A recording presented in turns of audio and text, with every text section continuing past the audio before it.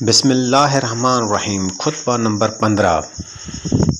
امام علی علیہ السلام نے جب حضرت عثمان کو عطا کردہ جاگیریں جب مسلمانوں کو پلٹا دیں تو فرمایا، خدا کی قسم اگر مجھے ایسا مال بھی کہیں نظر آتا جو عورتوں کے مہر اور کنیزوں کے خریداری پر صرف کیا جا چکا ہوتا تو اسے بھی واپس پلٹا لیتا، چونکہ عدل کے تقاضوں کو پورا کرنے میں وسعت ہے، اور جسے عدل کی صورت میں تنگی محسوس ہو اسے ظلم کی صورت میں اور زیادہ تنگی محسوس ہوگی۔